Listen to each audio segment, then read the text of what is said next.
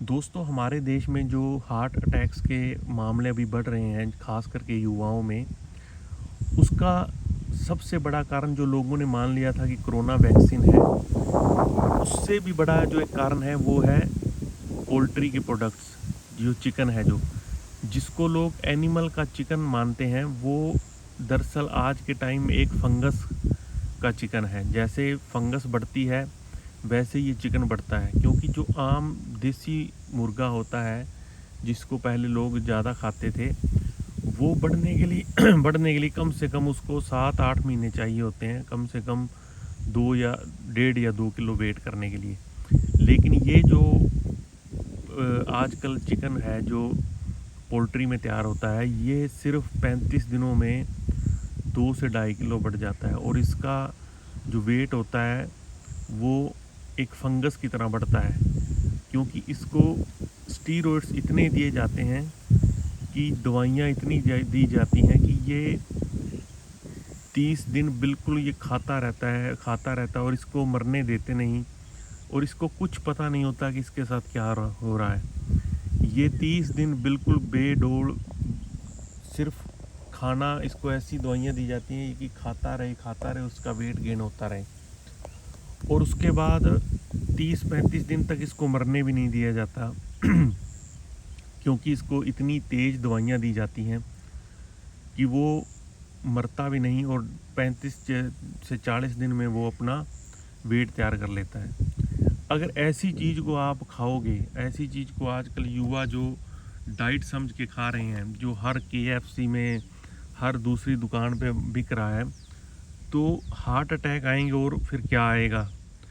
क्योंकि उसके बाद जैसे हमें पुराने टाइम में एक जो बकरी है, उसका दूध कहते थे उसमें 36 बीमारियों से लड़ने की क्षमता होती है लेकिन अगर आप एक बकरी को पोल्ट्री की तरह पालोगे, उसको घर पे पालोगे, फीड पे पालोगे, तो 36 क्या, उसमें से आपको एक गुण भी नहीं मिलेगा।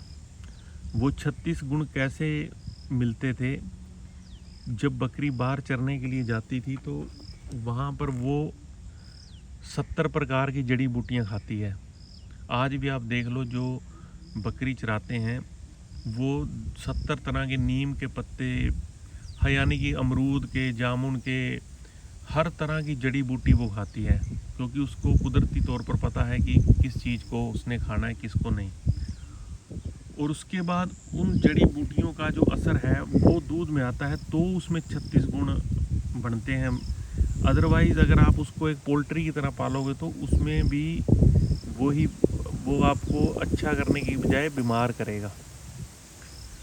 तो जो चीज़ आप ये समझ रहे थे कि इतने ये हमारे लिए फ़ायदेमंद है, जैसे सरकार स्लोगन देती थी, संडे हो या मंडे रोज़ खाओ अंडे, वो अंडे खा खा के लोग आज उनको पड़ रहे हैं डंडे। क्योंकि डंडे ही पड़ रहे हैं, क्योंकि जितनी ये पोल्ट्री बड़ी है, जिससे खाने वालों का तो नुकसान हुआ ही हुआ है, और जो उसके आसपास रहते हैं लोग, उनको भी नुकसान हुआ है सेहत का।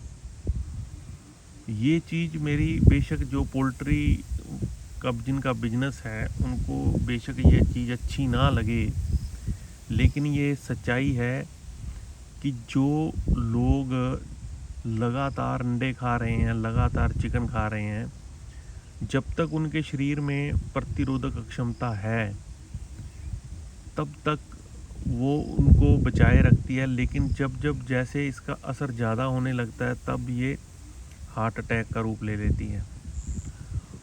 और इसका ना केवल खाने वालों को, मैंने अभी बताया कि खाने वालों को तो इसका नुकसान है ही है, जो पोल्ट्री के आसपास के एरिया हैं, जहाँ पर ये पोल्ट्री है, बिजनेस है, जहाँ पर ये फार्मा है, वहाँ पर जितनी वेस्टेज है, वो सारा केमिकल वाला पानी सारा धरती के नीचे भेज दिया जाता है, और वो फिर जो पानी है वो आसपास के इलाकों में धीरे धीरे उसमें मिल जाता है, जो लोग पानी पीते हैं। और यानी कि ये 3-4 प्रकार से कैसे आज हमारे भारत का बैंड बजा रही है ये पोल्ट्री बिजनेस, जिसको सरकार बड़ा ज़्यादा लोन सब्सिडी देती है। एक तो खाने वालों को, जो इसको खाते हैं उनको बिल्कुल ये आने वाले टाइम में आप और भी देखना मामले, क्योंकि बड़ा लोग इसको शौक़ से खा रहे हैं। KFC फलाना ढमकाना, मतलब फलाना मुर्गे वाला, ये मुर्गे वाला, मतलब लोग हाथ धो के पीछे पड़ गए, हाथ धो के नहा धो के पीछे पड़ गए इनके। दूसरे नंबर पे जो अभी मैंने बताया, जो पानी नीचे जाता है उसको तो चलो सारे ही पीते हैं। तीसरे नंबर पे जो इसका वेस्टेज है, यानी कि जो मुर्गे बीमारी से मर जाते हैं, बीमारी से, उसको आजकल मछलियों के खाने के रूप में इस्तेमाल किया जाता है। यानी कि अब आप कई ये कहेंगे कि हम चलो मछली खा लेते हैं, वो अच्छी होती है। मछली उससे भी ज़्यादा ख़तरनाक हो गई है, क्योंकि जो मछली है उसको तैयार ही मरे हुए मुर्गों के मीट से किया जाता है।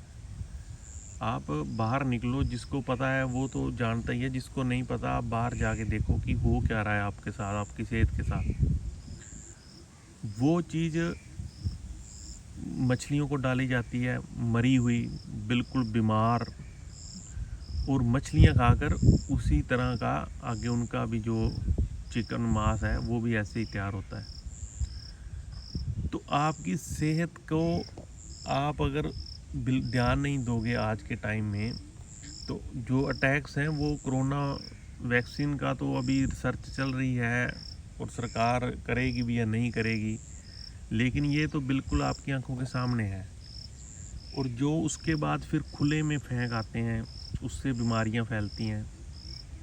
उसके बाद आप देखना, तकरीबन जो ये पोल्ट्री फार्म हैं, ये इन्होंने बनाए हैं जो नहरों के पास, जहाँ से नहरें या छोटे छोटे माइनर निकलते हैं या बड़ी नहरें निकलती हैं, उनके पास इनके पोल्ट्री के फार्म हाउस हैं, फार्म्स हैं ज़्यादातर।